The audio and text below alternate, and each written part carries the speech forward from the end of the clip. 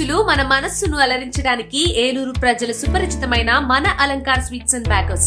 ఆ నోట ఈ నోట ఏ నోట విన్నా మదిమదిని పలకరించే tasty tasty bakery Alankar sweets and bakers. Towards Vijayawada మన టేస్టీ మజిలీ మన అలంకార్, టువర్డ్స్ ఏలూరు మన హ్యాపీ మజిలీ మన అలంకార్. తేదీ 20/8/2025 మన ఏలూరు శాసనసభ్యులు బడేటి రాధాకృష్ణయ్య అలియాస్ చంటి గారి చేతుల మీదుగా గ్రాండ్ ఓపెనింగ్. మా అడ్రస్ కర్రవంతెన దగ్గర జయంతి రోడ్, ఏలూరు. ప్రేమతో ఆహ్వానించేవారు కొల్లి విజయ వరప్రసాద్, బొప్పన సత్యనారాయణ. చేసినటువంటి ప్రింట్ అండ్ ఎలక్ట్రానిక్ మీడియా సోదరులందరికీ నమస్కారం. ఈరోజు ముఖ్యంగా ఈ యొక్క ప్రెస్ మీట్ ముఖ్య ఉద్దేశం, రాష్ట్ర ప్రభుత్వం కూటమి ప్రభుత్వం ఏర్పడిన తర్వాత సూపర్ 6లో భాగంగా మరి 5 కార్యక్రమాలని అమలు చేసుకుంటూ 5వది శ్రీ శక్తి ఉచిత బస్సు ప్రయాణ కార్యక్రమాన్ని మన ఆగస్టు 15వ తారీఖుని ప్రారంభించడం జరిగింది. నేటికి 5 రోజులు కావస్తా ఉంది. ఈ రోజు మినహా 4 రోజులు కూడా రాష్ట్రంలో ఉన్నటువంటి మహిళా సోదరీమణులు ఈ యొక్క స్కీమ్ని చాలా గణనీయంగా వినియోగించుకోవడం జరిగింది. అదేవిధంగా మొదట్లో ఇటువైపు భద్రాచలం వైపు వెళ్ళేటువంటి బస్సుల్లో కొన్ని మండలాలు కవర్ అవ్వట్లేదంటే ఏలూరు ఎంపీ గారు మా దృష్టి తీసుకొస్తే ఏమంటే దాన్ని 2వ రోజున రెక్టిఫై చేసి అక్కడ వరకు ఫ్రీగా వెళ్ళే విధంగా, తెలంగాణ బార్డర్ వరకు కూడా ఫ్రీగా వెళ్ళే విధంగా చర్యలు తీసుకోవడం జరిగింది. మరి 4 రోజులు మనం చూసినట్లయితే మొదట 15వ తారీఖుని చూసుకుంటే ఆ రోజు ఈవినింగ్ ప్రారంభమైంది కనుక 76,430 మంది ఆ ఒక్కరోజు జరిగింది. రెండవ రోజు నుంచి 16వ తారీఖు నుంచి చూసుకుంటే 10,84,000 మంది రెండో రోజు మొత్తం ఆంధ్రప్రదేశ్లో ఫ్రీ బస్సుని వినియోగించుకున్నటువంటి మహిళా సోదరులు. 17వ తారీఖు చూసుకుంటే 15,47,000 మంది 17వ తారీఖున ప్రయాణం జరిగింది. అదేవిధంగా 18వ తారీఖున చూస్తే 18,78,000 మంది, ఆ 18,78,000 మంది ఈ ఉచిత బస్సు ప్రయాణాన్ని వినియోగించుకున్నటువంటి పరిస్థితి. మరి 19వ తారీఖు నిన్న మనం చూసినట్లయితే దాదాపు 17,67,000 మంది ఈ ప్రయాణాన్ని వినియోగించుకున్నారు. అంటే ఈ 4 రోజుల్లో దాదాపు 63,58,315 మంది ఈ స్కీమ్ని వినియోగించుకున్నటువంటి పరిస్థితి మనం చూసాం. అదేవిధంగా మన విజయవాడ జోన్ చూసినట్లయితే మొదటి రోజునే 22,000, రెండో రోజు వచ్చేసరికి 2,80,000, 17వ తారీఖు వచ్చేసరికి 3,98,000, 18వ తారీఖు వచ్చేసరికి 4,94,000, 19వ తారీఖు వచ్చేసరికి 4,57,000. అంటే దాదాపు ఒక్కొక్క జోన్లో 4-5 లక్షల మంది మహిళా సోదరీమణులు ఈ స్కీమ్ని వినియోగించుకుంటున్నారు. ఈ రకంగా ప్రజలు దీన్ని ఆదరిస్తూ ఉంటే కూటమి ప్రభుత్వానికి ఇటు చంద్రబాబు నాయుడు గారు, ఉప ముఖ్యమంత్రి పవన్ కళ్యాణ్ గారు డబుల్ ఇంజిన్ సర్కార్ ఏదైతే ఉందో, మరి బీజేపీ, వీటికి పేరు వస్తూ ఉంటే ఈ రోజున ఏదైతే గత 5 సంవత్సరాలు విధ్వంసాలు సృష్టించినటువంటి గత ప్రభుత్వ పాలకులు ఈ రోజున అవాకులు చవాకులు పేలి ఈ స్కీమ్ గురించి మాట్లాడేటువంటి పరిస్థితిని మనం చూస్తూ ఉన్నాం, దుష్ప్రచారం చేసేటువంటి పరిస్థితిని మనం చూస్తూ ఉన్నాం.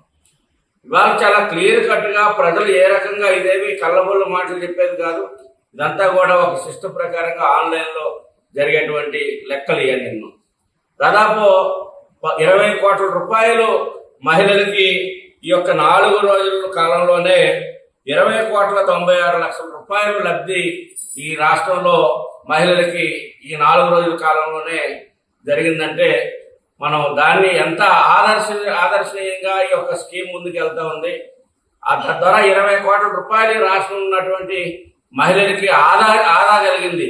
అంటే ఆదాయం వాళ్ళ ఖర్చు నుంచి వైదొలిగి ఏదైతే ఈ డబ్బులు ప్రభుత్వం వాళ్ళకి చేయవలసిన వల్ల ఈ డబ్బులు వాళ్ళకి కుటుంబానికి ఉపయోగపడేదానికి మిగిలింది. ఈ రకంగా రాష్ట్ర ప్రభుత్వం ఏదైతే ఇచ్చినటువంటి సూపర్ 6లో భాగంగా 5 స్కీముల్ని, అది పెన్షన్స్ కావచ్చు, గ్యాస్ కావచ్చు, రైతు ఏదైతే అన్నదాత సుఖీభావ కావచ్చు, ఈ రకంగా అన్ని కార్యక్రమాలని చేసుకుంటూ వస్తున్నప్పుడు కూడా ఈ రోజున ప్రజల్లో ఈ ప్రభుత్వం పట్ల, ఈ నాయకత్వం పట్ల ఆదరణ పెరిగేటప్పటికి వైఎస్ఆర్ పార్టీ కోసాలు కదులుతున్నాయి. ఇంకా ఉన్నటువంటి ఓటింగ్ శాతం పడిపోతామో, ఈ 11 సీట్లు కూడా మాకు రావేమో నెక్స్ట్ వచ్చేటప్పటికి అనేటువంటి ఒక భయాందోళనలోకి వైఎస్ఆర్ పార్టీ నాయకత్వం నెట్టబడింది. ఆ పరిస్థితిలో మాత్రమే రోజుకొకరు ప్రెస్ మీట్ పెట్టి ఈ యొక్క ఉచిత బస్సు సౌకర్యాన్ని విమర్శించేటువంటి పరిస్థితి కానీ, లేదా రాష్ట్ర ప్రభుత్వం చేస్తున్నటువంటి సంక్షేమ కార్యక్రమాలను విమర్శించేటువంటి పరిస్థితి కానీ, అభివృద్ధి కార్యక్రమాలను విమర్శించేటువంటి పరిస్థితి కానీ, మౌలిక వసతుల కల్పనలో తీసుకుంటున్నటువంటి నిర్ణయాల్ని విమర్శించేటువంటి పరిస్థితి కానీ ఇవన్నీ చూస్తూ ఉన్నాం. అందుకని రాష్ట్ర ప్రజానీకం గమనిస్తూ ఉంది.